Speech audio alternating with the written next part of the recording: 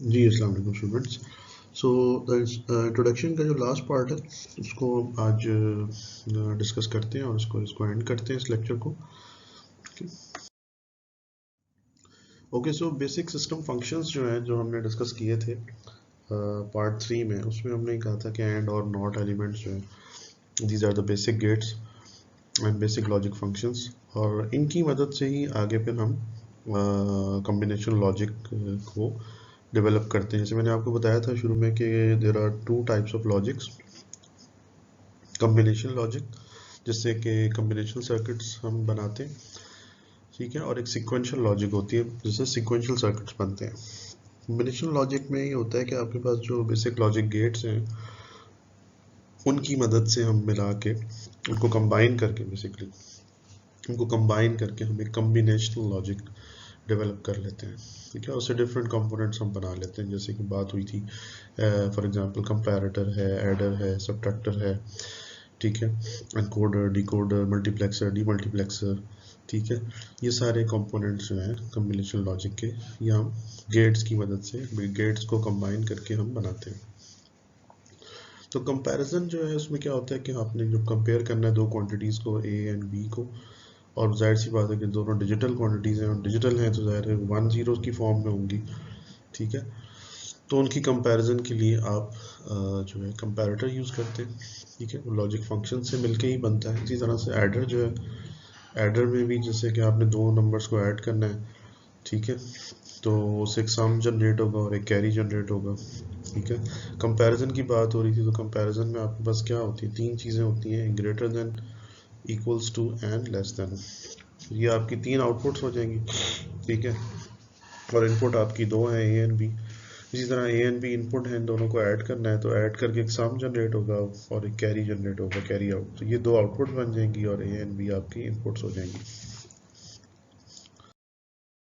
जी, तो हम ये देख रहे हैं कि जी क्या क्या हम जो है अचीव कर सकते हैं बेसिक सिस्टम फंक्शंस जो हैं, जो लॉजिक फंक्शन से हम उनको कंबाइन करके बनाते हैं। तो वो क्या क्या हो सकते हैं, जैसे हमने कहा था लास्ट स्लाइड में, कंपैरेटर फंक्शन था एक, और एक हमारे पास एक कंपैरिजन फंक्शन था, और एक क्या था, ठीक है, एडिशन था, एडिशन सब्ट्रैक्शन। तो उससे हम एडर सब्ट्रैक्टर बना सकते हैं, ठीक है। यानी एडर सब्ट्रैक्टर जो है ये हमारा काम जो है ये परफॉर्म कर सकता है ये फंक्शन। और इसी तरह से हम एनकोडर डिकोडर या एनकोडिंग फंक्शन और डिकोडिंग फंक्शन जो है उससे हम बना सकते हैं। इसमें क्या होता है कि जैसे फॉर एग्जांपल आपके पास एक की पैड है, ठीक है, की पैड जो है उसमें आपने कोई की प्रेस की है, तो उस प्रेस जो आपने की है उसके अगेंस्ट आपने कोड जनरेट करवाना है, बाइनरी कोड। तो ये काम कौन करके देगा, ये एनकोडर जो है ये काम करेगा, और एनकोडर जाहिर सी बात है कि आप के लॉजिक गेट से ही मिलके बनेगा, ठीक है। तो आप उसकी मदद से ही बनाएंगे। ये आगे चल चल के देखेंगे हम कि किस तरह से हम इसको डिज़ाइन करेंगे। इसी तरह से डिकोडर है, डिकोडर जो है इट्स इन्वर्स ऑफ एनकोडर, ठीक है, कि आपके पास अब बाइनरी इनपुट आएगी और बाइनरी इनपुट से आपने एक उसको आप कह लें कि कोई एक मल्टीपल आउटपुट्स में से एक कोई इनपुट आप कोई आउटपुट सेलेक्ट करनी है जो कि उस बाइनरी इनपुट को रिप्रेजेंट करवाएगी, ठीक है। यानी वो बाइनरी इनपुट एक्चुअली किस के अगेंस्ट आ रही है, किस नंबर के अगेंस्ट आ रही है वो बाइनरी इनपुट, या किस बाइनरी वो बेसिकली क्या डेसिमल, उसका इक्विवेलेंट क्या है, आप सिंपली ये कह लें उस बाइनरी इनपुट के अगेंस्ट उसका डेसिमल इक्विवेलेंट क्या है, ठीक है। जो उसका डेसिमल इक्विवेलेंट होगा वो वाली करस्पॉन्डिंग जो आउटपुट लाइन है वो हम उसको एक्टिव कर देंगे, उसको एक्टिवेट करवा देंगे, राइट। फॉर एग्जांपल कि अगर आपके पास इनपुट जो बाइनरी कॉम्बिनेशन आ रहा है वो आ रहा है, लेट्स से अगर इट्स अ 2 to 4 डिकोडर, तो 2 to 4 डिकोडर में आपके पास जो है दो इनपुट होंगी और चार आउटपुट्स होंगी, ठीक है। तो अगर बाइनरी इनपुट जो है उसमें आ रहा है 1 1, ठीक है। अब 1 1 जो है रिप्रेजेंट करवाता है 3 को, ठीक है। ये जो कोड है बेसिकली ये 3 का कोड है, तो इसका 3 जो है इसका डेसिमल इक्विवेलेंट है। तो जो थर्ड लाइन होगी आउटपुट पे, ठीक है, उसको हम बेसिकली एक्टिवेट करवा देंगे, राइट। बाकी सारी इनएक्टिव रहेंगी, बाकी सारी जो आउटपुट लाइंस हैं उनकी चार हैं, उसमें से बाकी तीन इनएक्टिव रहेंगी, जो थर्ड वाली होगी उसको हम एक्टिवेट करवा देंगे। तो इस तरह से हम डिकोडिंग फंक्शन जो है परफॉर्म करते हैं। ओके। सो ये आपका जो है बेसिक सिस्टम फंक्शन हम देख रहे थे। अभी तक हमने कंपैरेटर देखा, एडर देखा, और एनकोडर, डिकोडर। अब ये मल्टीप्लेक्सर और डीमल्टीप्लेक्सर देखें कि मल्टीप्लेक्सर क्या करते हैं कि आपके पास अगर डिफरेंट सोर्सेज से जो है वो डेटा आ रहा है उसको कंबाइन करेगा, मल्टीप्लेक्स करेगा उसको, राइट। और उसको एक जो उसकी जो आउटपुट है मल्टीप्लेक्सर की, एक आउटपुट होती है और मल्टीपल इनपुट्स होती हैं। तो एक अपनी आउटपुट के ऊपर उनको डालेगा बारी बारी, ठीक है, और ट्रांसमिट कर देगा। और जो है डीमल्टीप्लेक्सर क्या करेगा, रिसीविंग एंड पे, ये आपका ट्रांसमिशन एंड था, रिसीविंग एंड पे डीमल्टीप्लेक्सर उस एक एक जो बेसिकली सीरियली जो इनपुट उसको आ रही होंगी उनको फिर वो सेपरेट करेगा और अलग अलग आउटपुट्स में चेंज करेगा। यानी बेसिकली जो इनपुट आ रही थी मल्टीप्लेक्सर के ऊपर, ठीक है, मल्टीपल इनपुट्स आ रही थी, लेकिन जब वो ट्रांसमिट हुई तो वो सारी सीरियली ट्रांसमिट हुई। लेकिन एंड पे जाके, रिसीविंग एंड पे, डीमल्टीप्लेक्सर ने क्या किया, अगेन उनको अपनी फॉर्म में वो ले आया और अलग अलग उसको पैरेलल में उसको आउटपुट उसने उसने वो आउटपुट दे दी, राइट। तो ये चीज़ें हम आगे जाके, अभी तो बहुत रॉ फॉर्म में मैं आपको बता रहा हूँ, आगे जाके हम इनको इन डिटेल इनको पढ़ेंगे।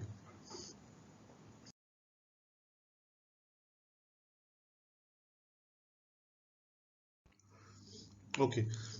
सो यहाँ पे देखिए ये काउंटिंग फंक्शन जो है दिखाया गया, काउंटर, ठीक है, इज अ सीक्वेंशियल सर्किट। हम यूज़ करते हैं इसको, सीक्वेंशियल सर्किट की कैटेगरी में इसको हम लेके आते हैं। तो ये एक्चुअली क्या करता है कि नंबर ऑफ पल्सेस जो है जो इसकी इनपुट पे आ रही होती है उनको ये काउंट करके उसका एक बाइनरी कोड जो है जो जनरेट करके देता है आपको, ठीक है। अगर पहली पल्स आएगी तो उसका कोड देगा 2, सेकंड आएगी, थर्ड आएगी, फोर्थ, इस तरह so on, number of pulses. और ये अपने पास रिकॉर्ड रखता है, यानी अपने पास इसकी मेमोरी होती है, इसके पास मेमोरी होती है, यानी इसके पास रिकॉर्ड ये होता है कि पिछली अब कितनी पल्सेस आ चुकी हैं। तो ये उसमें एक इंक्रीमेंट करके आपको उसका कोड, बाइनरी कोड जो है वो आउटपुट कर देता है। उसको फिर हम 7 सेगमेंट में डिस्प्ले करवा लें, जैसे आपने वॉक थ्रू गेट्स देखे होंगे शॉपिंग मॉल्स पे या कहीं एक्सक्यूज मी मार्केट्स में लगे होते हैं। वहाँ पे ये क्या होता है कि इनपुट पे यानी बेसिकली उसमें से जब लोग गुजरते हैं तो वहाँ पे क्या होता है कि सेंसर जो है, इंफ्रारेड ट्रांसमीटर रिसीवर लगा होता है, उससे जब उसमें आप गुजरते हैं तो उसमें एक कट उस पैदा होता है, बेसिकली उसकी जो पल्स होती है, ठीक है, उसमें एक डिले आता है।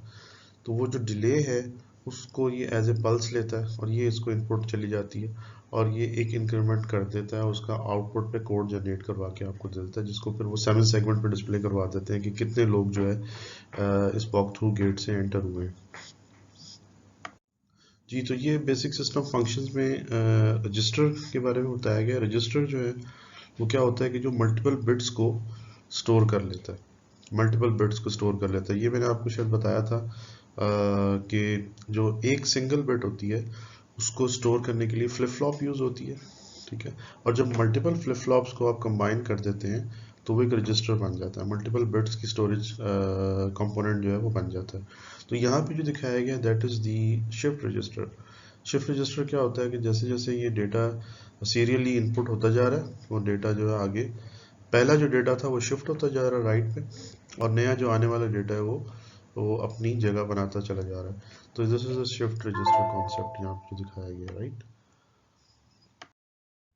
जी, ये इंटीग्रेटेड सर्किट्स के अंदर ये DIP जो वर्ड आपने बार बार आप देखेंगे, it's dual in line pins, ठीक है।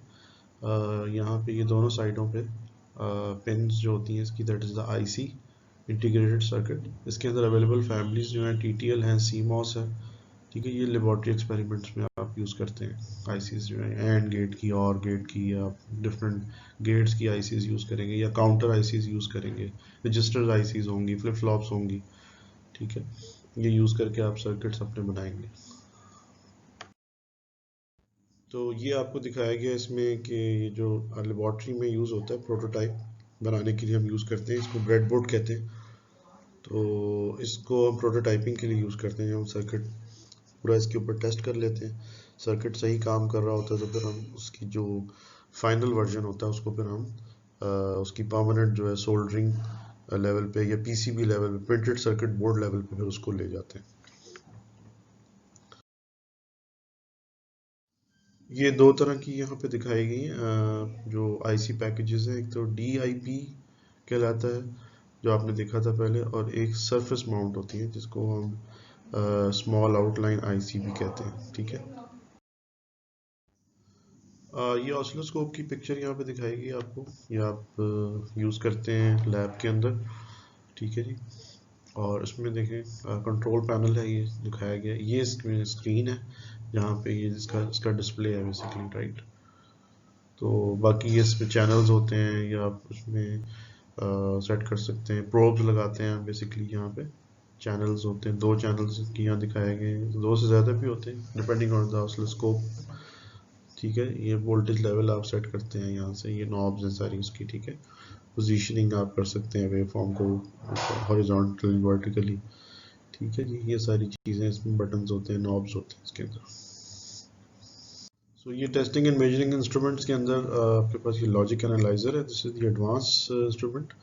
और इसमें आप बड़ी आसानी से इसके अंदर जो टाइमिंग डायग्राम्स होती हैं, ठीक है, उनको एनालाइज कर सकते हैं। So it's a dedicated and it's a very specific instrument. ठीक है जी, और इसमें एनालिसिस की लॉजिक एनालाइजर इसको इसलिए कहा जा रहा है कि आप इसमें एनालिसिस बहुत अच्छा आसानी से कर लेते हैं। So this is the digital multimeter. इसमें वोल्टेज, रेजिस्टेंस, करंट आप मेजर कर सकते हैं, और इसमें आप देख लेंगे सेट कर सकते हैं आप पहले नॉब। आप अगर वोल्टेज पे सेट करेंगे, डीसी एसी दोनों वोल्टेजेस टाइप्स जो है आप इसमें मेजर कर सकते हैं।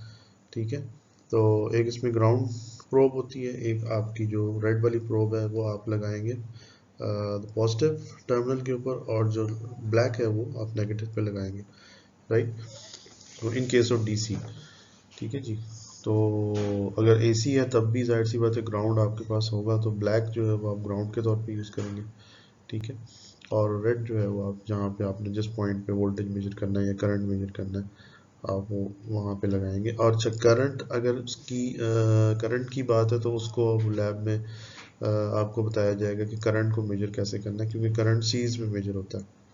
करंट जो है वो सीरीज में मेजर होता है। वोल्टेज जो होता है वो विद रिस्पेक्ट टू ग्राउंड होता है, जबकि करंट जो है वो सीरीज में आप मेजर करेंगे कि जहाँ से आप जिस ब्रांच से आपको करंट मालूम करना है उस ब्रांच के ऊपर आप उसके दो, आप कह लें कि एंड्स के ऊपर उस ब्रांच के वो आप ये प्रोब्स लगाएंगे तो आपको करंट मिल जाएगा। रेजिस्टेंस, जाहिर सी बात है, रेजिस्टेंस जो है वो के ऊपर सेट करके आप उसकी किसी भी रजिस्टर को पकड़ेंगे, उसके दोनों टर्मिनल्स के ऊपर, उसके दोनों एंड्स के ऊपर आप ये प्रोब लगाएंगे, और इससे आपको उसकी रेजिस्टेंस का पता चल जाएगा। तो मल्टीमीटर इसलिए कहा जाता है इसको कि इसमें मल्टीपल फंक्शंस हैं, यानी वोल्टेज, करंट एंड रेजिस्टेंस तीनों चीज़ें आप at the same time AC DC आप मेजर कर सकते हैं। ये प्रोग्रामेबल लॉजिक जो है डिवाइसेस होती हैं जो कि आप उनको प्रोग्राम कर सकते हैं। उसमें जो है प्रोग्रामेबल एरे लॉजिक होती है, एक पैल होती है, एक पीएलए होती है, प्रोग्रामेबल लॉजिक एरे। ठीक है, तो ये एडवांस टॉपिक है बेसिकली, तो शायद इसको थोड़ा सा हम डिस्कस करें, लेकिन वैसे ये कोर्स में नहीं है आपके, लेकिन हम थोड़ा सा इसको शायद डिस्कस करेंगे आगे जाके। और इसमें आप प्रोग्रामेबल एरे होती है, इसमें ऐड एरे आपकी प्रोग्रामेबल होती है, और एरे जो है वो फिक्स होती है। तो आगे जाके देखेंगे हमारे पास जो एसओपीज होती हैं, हम सम ऑफ प्रोडक्ट की आगे बात करेंगे, तो उसमें बेसिकली हमारे पास एंड और लॉजिक बनती है, एक एंड की एरे होती है, एक और होती है। तो इसमें प्रोग्रामेबल लॉजिक डिवाइसेस के अंदर जो एंड एरे होती है वो प्रोग्रामेबल होती है, यानी कि वो रिकन्फिगरेबल होती है, आप उसको रिकन्फिगर कर सकते हैं। ठीक है, तो इसके ऊपर हम बात करेंगे आगे चल के।